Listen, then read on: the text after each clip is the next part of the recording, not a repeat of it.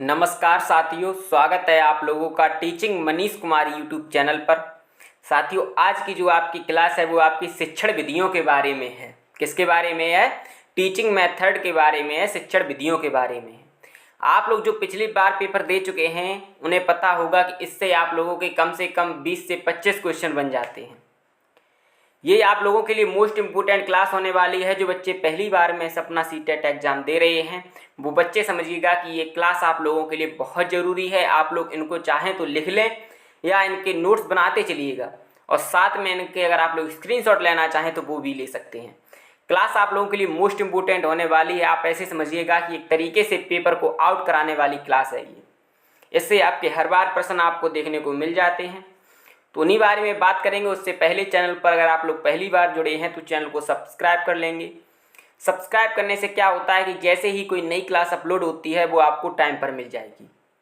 बात करें अगर अपनी, तो हमने जनवरी 2024 का जो एग्ज़ाम हुआ था, जो एक अच्छा लेवल का पेपर आया था, उसमें पेपर फर्स्ट और पेपर सेकेंड को पहली ही बार में बहुत ही अच्छे नंबरों से पास किया है। तो उसी तरीके से हम आपको पढ़ाएंगे, हम आपको वही कंटेंट कराएंगे जो आपके एग्ज़ाम में आता है। हम आपको वो नहीं कराएंगे जो आपके एग्ज़ाम में नहीं आता है। हमें पता है कि हमें कितना पढ़ करके पेपर को पास करना है। अगर आप वो चीज़ें रटेंगे तो आप जिनसे जो आपके पेपर में आनी ही नहीं है, कोई भी परिभाषा नहीं आती है किसने क्या कहा है। और ज़्यादातर बच्चे रट कर के सीटेट एग्ज़ाम देना चाहते हैं। तो आप लोग याद रखिएगा कि रट कर के कभी भी एग्ज़ाम नहीं निकलता है, और ये एग्ज़ाम तो आपका खास करके नहीं निकलेगा। तो हमें अपनी तैयारी को बेहतर तरीके से करना है, तो हमें समझना होगा चीज़ों को। उसी बारे में आगे बात करेंगे। क्लास आप लोगों के लिए मोस्ट इम्पोर्टेंट होने वाली है, तो देखते रहिएगा। दोस्तों के साथ में क्लास को आप लोग सभी लोग शेयर करेंगे, व्हाट्सएप पर, फेसबुक पर, जहाँ कहीं भी आप लोग शेयर कर सकते हैं। चलते हैं इसी के साथ में क्लास की शुरुआत करते हैं। और नए जुड़े हैं चैनल पर तो सब्सक्राइब कर लीजिएगा, क्योंकि उससे ये होता है कि जैसे ही कोई क्लास होगी उसकी नोटिफिकेशन आपको टाइम पर मिल जाएगी। और हम आपको बता दें तो ये क्लासें जो हैं वो आपके लिए मोस्ट इम्पोर्टेंट होने वाली हैं, बहुत ज़रूरी होने वाली हैं। देखिएगा, तो पहली क्या विधि है आपकी? पहली विधि है आपकी आगमन विधि। ठीक है, आगमन विधि क्या होती है उसके बारे में बात करेंगे हम लोग कि आगमन विधि होती क्या है। तो आगमन विधि, यह विधि उदाहरण से नियम की ओर चलती है, जिसके जनक अरस्तु हैं। इस विधि में पहले बच्चे को उदाहरण बताए जाते हैं, फिर उसके द्वारा नियम बनाए जाते हैं। इसमें क्या होता है? इसमें होता है कि पहले मान के चलिएगा, इसमें बच्चे को पहले उदाहरण बताए जाएंगे, उसके बाद में उसके नियमों को सिखाया जाएगा। जैसे अगर कोई बच्चा, ध्यान से सुनिएगा ऊपर से, क्योंकि इसके बाद जो है आपकी, उसके बाद आपके प्रश्न भी हैं, इससे पूछे जाएंगे, आपको उनको भी बताना है। ठीक है, देखते हैं कितने बच्चे बता लेते हैं उसको।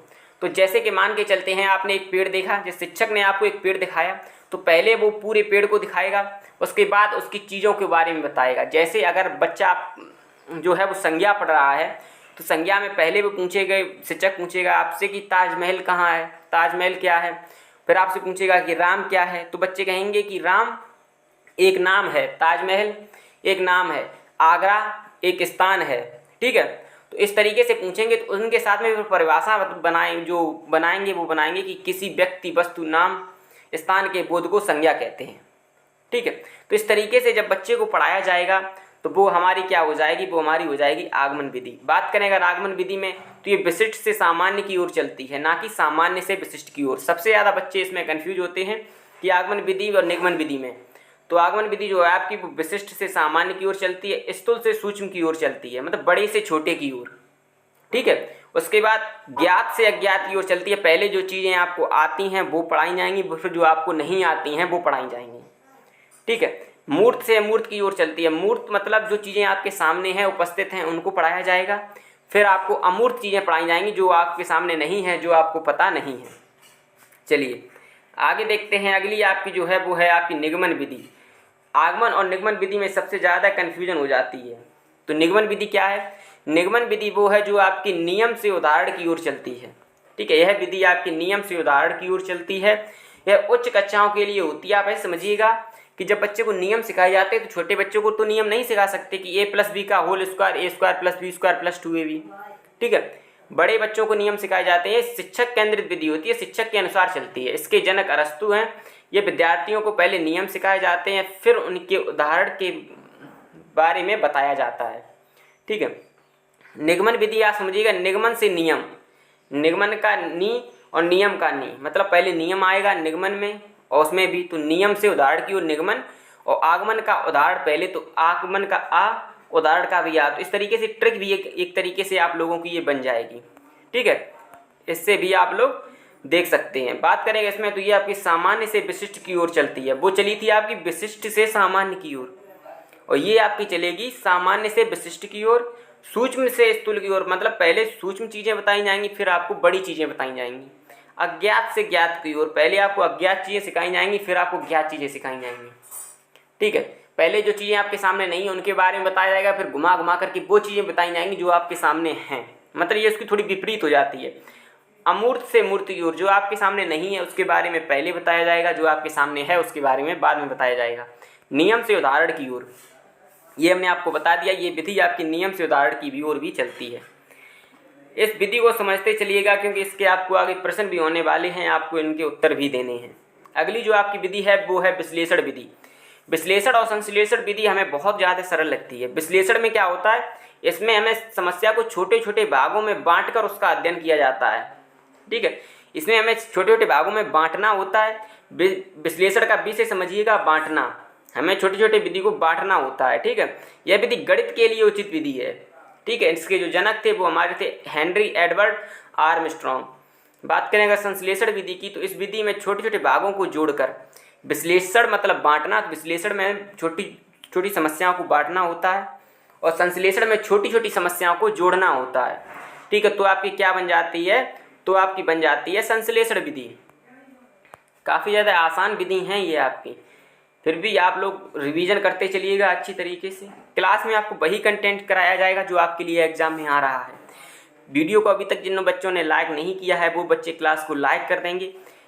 पहला काम आप लोगों को शेयर करना है जल्दी जल्दी से सभी दोस्तों के साथ में, फेसबुक पर, व्हाट्सएप पर, जहाँ कहीं भी आप लोग शेयर कर सकते हैं शेयर करिएगा। चैनल को सब्सक्राइब करिएगा। हम आपसे कहेंगे कि डेली के 25 से 30 मिनट हमें दे दीजिएगा। आपके एग्ज़ाम तक आपको पता चल जाएगा कि आपकी तैयारी किस लेवल तक होने वाली है। जुड़ जाइएगा तैयारी में, नया चैनल समझ करके छोड़ मत दीजिएगा, क्योंकि इस बार की जो तैयारी है वो एक बार आप हमारे भरोसे करके देखिए, आपको मज़ा आ जाएगा।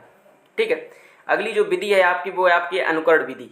अनुकरण विधि में क्या होता है, इसमें बच्चा अनुकरण करके सीखता है। मान के चलिए छोटा बच्चा है, वो भाषा जब सीखेगा तो अनुकरण के द्वारा सीखेगा। जैसे छोटा बच्चा घर में है तो हम जो भाषा बोलेंगे उस भाषा को वो सुनेगा, समझेगा, तभी तो वो बोल पाएगा उस भाषा को।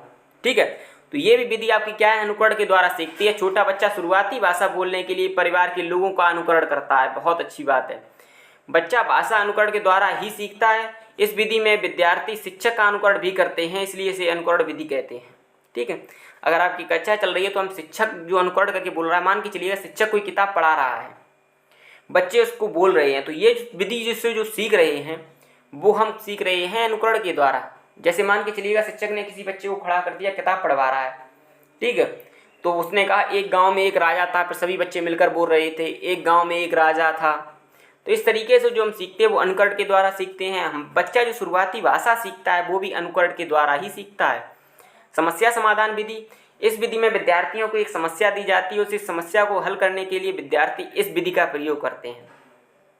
ठीक है, इसे समस्या समाधान विधि कहते हैं। समस्या समाधान विधि सीखने पर बल देती है, करके सीखने पर बल देती है, और ये विद्यार्थियों को सक्रिय रखती है। सही बात है। समस्या, अब मान के चलिएगा किसी बच्चे के पास कोई समस्या दे दी बच्चे को करने के लिए, तो बच्चा उसमें अपना 100% लगाएगा, अपनी इंद्रियों का प्रयोग करेगा, उनके द्वारा जो वो सीखेगा वो हमारी क्या कहलाएगी, समस्या समाधान विधि कहलाएगी। ठीक है, आगे बढ़ते हैं आपकी क्लास में। अगला जो आपका है वो आपका प्रत्यक्ष विधि। प्रत्यक्ष विधि क्या है आपकी, इस विधि में बच्चा बिना मातृभाषा की सहायता से दूसरी भाषा सीखता है। अब मान के चलिएगा, पहले ऐसे समझिएगा प्रत्यक्ष विधि को, कि आप लोग हिंदुस्तान में रहते हैं, आप लोगों को इंग्लिश नहीं आती, लेकिन अगर आप काम करने के लिए ब्रिटेन गए, अमेरिका गए, ठीक है, काम करने के लिए आप अमेरिका गए और वहाँ पर कोई भी हिंदी नहीं जानता, तो इसलिए आप टूटी फूटी शुरुआत कर करके जिस भाषा का प्रयोग कर रहे हैं, आप इसे गलत बोल रहे हैं, लेकिन उनको समझाने के लिए जिस भाषा का प्रयोग कर रहे हैं, वो आप लोगों से जिस भाषा में बोल रहे हैं, अंग्रेजी में बोल रहे हैं, आप उसी अंग्रेजी को थोड़ा वाक्य आपको नहीं आ रहे हैं, लेकिन आप मिला करके सारा तरीके से बोल रहे हैं, उन्हें समझा रहे हैं, तो और कुछ समय बाद आप उस भाषा को बोलने लगते हैं, तो इस तरीके से हम जो भाषा सीखते हैं वो हमारी कहलाती है प्रत्यक्ष विधि, क्योंकि हमने ना तो इसमें हिंदी का प्रयोग किया। अब जब आप अमेरिका में गए तो आपने उसमें हिंदी से तो नहीं समझाया उसे, आपने क्या किया, आपने सीधी अंग्रेजी भाषा का प्रयोग किया। बेशक आपको नहीं आती, आपने कुछ शब्दों का प्रयोग किया, उसके बाद सामने वाले ने कुछ शब्दों का प्रयोग किया अंग्रेजी में ही, उसके बाद आपने भी धीरे धीरे उस भाषा को सीखा। तो जो भाषा हम बिना मातृभाषा के सीखते हैं, बिना घर की भाषा के सीखते हैं, वो हमारी क्या कहलाती है, प्रत्यक्ष विधि कहलाती है। ठीक है, इस विधि में बच्चा बोलकर सुनकर भाषा को अर्जित करता है, एक तरीके से भाषा अर्जन होती है। सही बात है, इसमें विद्यार्थी मातृभाषा का सहारा नहीं लेता। जैसे विद्यार्थी तमिलनाडु में रहकर बिना हिंदी की सहायता से तमिल सीख जाता है। ठीक है, मान के चलिएगा कि आप लोग पहले यूपी में शिफ्ट थे, आपकी परिवार यूपी में था, फिर आप लोगों का जो है वो आप लोग चले गए तमिलनाडु। तमिलनाडु में जाने के बाद आप लोगों ने बगैर हिंदी की सहायता से, क्योंकि वहाँ लोग तमिल बोलते हैं, तो तमिल भाषा को आपने उनको सुन करके उसको सीखा, उसमें बीच में आप हिंदी तो नहीं लाए। उस माहौल में जब उस भाषा को सीख लिया तो हमारी प्रत्यक्ष विधि कहलाती है। ठीक है, बहुत अच्छी बात है। खेल विधि क्या है आपकी, तो वह विधि जिसमें विद्यार्थी खेल के माध्यम से सीखता है, विद्यार्थियों की रुचिकर विधि है। खेल विधि के माध्यम से बच्चों को कोई खेल खिलाए, उसके द्वारा जो भाषा सिखाई जाती है वो हमारी खेल के द्वारा सीखी गई विधि है। या कोई भी चीज़ वो सिखाई जाए, क्योंकि विद्यार्थी खेल को बहुत अच्छी तरीके से खेलते हैं, बहुत ही मनोरंजन के साथ में खेलते हैं, खेल उनको आकर्षक लगता है। ठीक है, खेल में विद्यार्थियों को रुचि होती है, तो ये विद्यार्थियों के लिए एक रुचिकर विधि है। आगे बढ़ते हैं, आप लोगों के लिए अगली विधि है व्याख्या विधि। व्याख्या विधि से आप लोगों का ज़्यादातर प्रश्न आते हैं, तो ये हर विधि जो हमने आपको पिछली बता दी है आगे आने वाली है, आप लोगों के लिए मोस्ट इंपोर्टेंट होने वाली है। जिन भी बच्चों ने अभी तक चैनल को सब्सक्राइब नहीं किया, सब्सक्राइब कर लो, क्योंकि आप लोगों के लिए क्लासें बहुत इंपॉर्टेंट होने वाली हैं, आपको बेहतरीन कंटेंट मिलने वाला है। ठीक है, आगे है आपकी व्याख्या विधि। व्याख्या विधि क्या होती है, तो इस विधि में तथ्य एवं विषय के बारे में जानकारी के लिए इसका प्रयोग किया जाता है। ठीक है, इस विधि में सामाजिक विज्ञान जैसे विषयों के लिए उपयुक्त है। अब मान के चलिए किसी राजा के बारे में आप लोग बता रहे हैं, तो आप लोग उसमें व्याख्या ही करेंगे उसकी, तो बच्चे को अच्छी तरीके से उस चीज़ को समझ में आएगा। ये एक शिक्षक केंद्रित विधि कहलाती है। इसमें शिक्षक द्वारा उस विषय की व्याख्या की जाती है। ठीक है, हम उस चीज़ की व्याख्या करते हैं जिससे उसकी तथ्य की जानकारी। आपसे एक बार पूछा गया था आपके एग्जाम में कि हम किसी विषय के बारे में, किसी सब्जेक्ट के बारे में या किसी टॉपिक के बारे में हम उसके तथ्यों की, उसके दिनांक की, उसकी जो विषय के बारे में जानकारी चाहते हैं, तो हम किस विधि का प्रयोग करेंगे। तो उसमें आपको जो उत्तर था वो आपका था व्याख्या विधि। ठीक है, आगे है आपकी प्रोजेक्ट विधि। इसमें क्या होता है, इसमें विद्यार्थियों को एक कार्य दिया जाता है जिसमें विद्यार्थी सक्रिय रूप से सीखते हैं। ये एक तरीके से बाल केंद्रित होता है। इसमें क्या लिखा है कि इस विधि में विद्यार्थियों को कोई निश्चित कार्य देकर उसको सिखाया जाता है, जिसे एक तरीके से प्रोजेक्ट कहते हैं। इस विधि को प्रोजेक्ट विधि कहते हैं। इसमें विद्यार्थी स्वयं करके सीखता है, बाल केंद्रित होती है एवं विद्यार्थी पूर्ण रूप से चिंतन कर सकते हैं। कैसे, अब जैसे मान के चलिएगा किसी विद्यार्थियों को, कोई भी एक सिंगल विद्यार्थी ले लीजिएगा, आपको एक कार्य करने, जैसे आप ही हैं, आपको एक कार्य करने को दिया कि आपको ये फाइल बनानी है, आप उस फाइल को बना रहे हैं। तो उस फाइल को बनाने के लिए आपने बहुत सी चीज़ें इधर उधर से ढूंढी। तो जो चीज़ें हम लोग इधर उधर से ढूंढते हैं, जिन चीज़ों के बारे में हम जानते हैं, तो वो सभी चीज़ें के लिए हमने अपने माइंड का प्रयोग किया, आँखों का प्रयोग किया, हाथों का प्रयोग किया, यानी कि सभी इंद्रियों का, ज़्यादातर इंद्रियों का प्रयोग किया। तो इसलिए ये क्या कहलाती है, हमारी प्रोजेक्ट विधि कहलाती है, विद्यार्थियों की करके सीखने पर बल देती है। आगे आपकी है भाषा संसर्ग विधि। आगे क्या है आपकी, आगे आपकी भाषा संसर्ग विधि, कहने में थोड़ी दिक्कत होगी इसमें। तो इस विधि में रचनाओं के माध्यम से व्याकरण सिखाई जाती है। मान के चलिए कोई प्रसिद्ध लेखक है, उसकी जो रचनाएं हैं उनके माध्यम से आपको व्याकरण सिखाई जाती है। बस यही है आपकी। इस विधि को आपको भाषा संसर्ग विधि कहते हैं। जिन भी बच्चों ने अभी तक चैनल को सब्सक्राइब नहीं किया है, सब्सक्राइब कर लीजिएगा, क्योंकि आने वाली क्लासें आप लोगों के लिए मोस्ट इंपोर्टेंट होने वाली हैं। साथ में जिन बच्चों ने अभी तक क्लास को शेयर नहीं किया, लाइक नहीं किया, तो वो आप लोग भी कर दीजिएगा, क्योंकि आप लोगों के लिए बेहतरीन चीज़ें होने वाली हैं। आगे बढ़ते हैं, आपके कुछ प्रश्नों की यहाँ से देखते हैं किन बच्चों ने कितना सीख लिया।